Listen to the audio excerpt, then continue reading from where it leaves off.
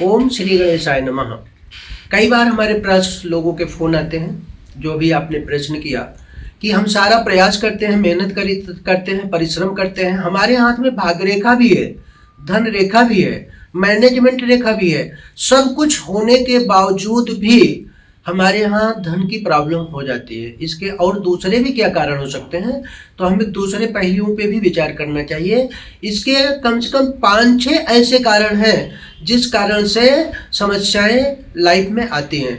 अब लोग कहते हैं, जैसा कि हमने पहले वीडियो में बताया आपको, कि वाहन और ड्राइवर और पेट्रोल, 3 चीज़ के बिना गाड़ी नहीं चलेगी। अब उसी प्रकार तीनों चीज़ें हैं, फिर भी गाड़ी खड़ी हो गई। गाड़ी क्यों खड़ी हुई? क्योंकि पंचर हो गई। गाड़ी क्यों खड़ी हुई? क्योंकि क्लच टूट गया। गाड़ी क्यों खड़ी हुई? क्योंकि ब्रेक लगना बंद हो गई तो हमने खड़ी कर दिया। तो वो गाड़ी खड़ी होने के और भी कारण हो सकते हैं, लेकिन गाड़ी चलने के 3 परफेक्ट कारण हैं। ठीक उसी प्रकार जीवन में भाग्य रेखा, धन रेखा, मैनेजमेंट रेखा, ये 3 परफेक्ट कारण हैं कि तीनों हैं तो हम बड़े लेवल पे कार्य करेंगे ही करेंगे, और होता ही होता है। अगर तीनों रेखाएं हैं तो कोई व्यक्ति घर में नहीं बैठ सकता। लेकिन जैसा अभी बताया कि गाड़ी ढंग से नहीं चलाओगे तो पंचर हो जाएगी। अब सब कुछ होने के बाद भी गाड़ी खड़ी हो गई। अब आप कहेंगे कि हमारे पास तो मैनेजमेंट भी है, धन रेखा भी है, भाग्य रेखा भी है, तो हमारी गाड़ी क्यों खड़ी हो गई, हमारा विकास क्यों रुक गया? तो जब गाड़ी ढंग से नहीं चली तो गाड़ी खड़ी हो गई, गाड़ी का क्लच टूटा तो गाड़ी खड़ी हो गई। उन चीज़ों का हमें यहाँ भी ध्यान देना पड़ता है कि ऐसी ऐसी विधि है, ऐसी ऐसी व्यवस्थाएं, हमें सबको मैनेज भी करना है साथ में। तो पहला यह है कि जहाँ सुमति तहाँ संपत नाना, और जहाँ कुमति तहाँ विपत निदाना। जहाँ सुमति है, सुंदरमति है, वहाँ तो चारों तरफ से चतुर्मुखी विकास होता है, वहाँ कोई रोक नहीं सकता। नंबर 1। नंबर 2 ये है कि कहते हैं कि लक्ष्मी जी का उद्गम कहाँ से हुआ था। लक्ष्मी जी तो पता है लोगों को, विष्णु जी की पत्नी है, लेकिन उनका उद्गम कहाँ से हुआ? तो जैसे कि समुद्र मंथन की कथा सुने हैं कि समुद्र मंथन हुआ था, उसमें 14 रत्न प्राप्त हुए थे।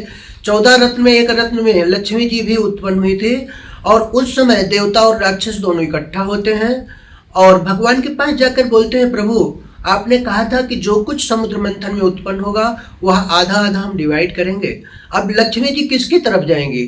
तो भगवान ने कहा, हे देवताओं, हे राक्षसों, आप लक्ष्मी जी से ही जाके पूछ लो, क्योंकि वो स्वयं बुद्धिमान है, उनके पास विवेक है, वह समझदार हैं, जिसके साथ जाना चाहे जाए।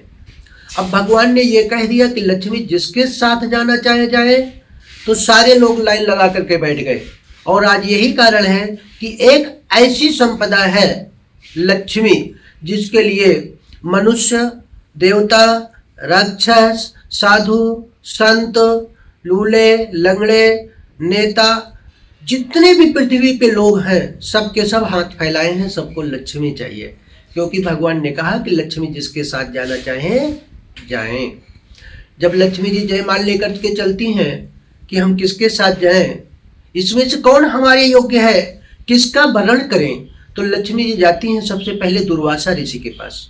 अब दुर्वासा ऋषि के पास जब लक्ष्मी जी गई तो उन्होंने मन में विचार किया कि अगर मैं जयमाल डाल दी तो जयमाल डालने के बाद जो हमारी सृष्टि का नियम है कि फिर इस युग में पूरा जीवन सामने वाले के साथ निर्वाह करना ही चाहिए।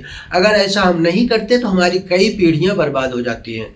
इसलिए जो विचार करना है वो विवाह के पहले, जयमाल के पहले तक कर लेना चाहिए। जयमाल डालने के बाद फिर हमें किसी प्रकार का विचार नहीं करना चाहिए। फिर हमारे जो संबंध हैं उसका इस जन्म में हम पूर्णतया निर्वाह करें, इस पर विचार करना चाहिए।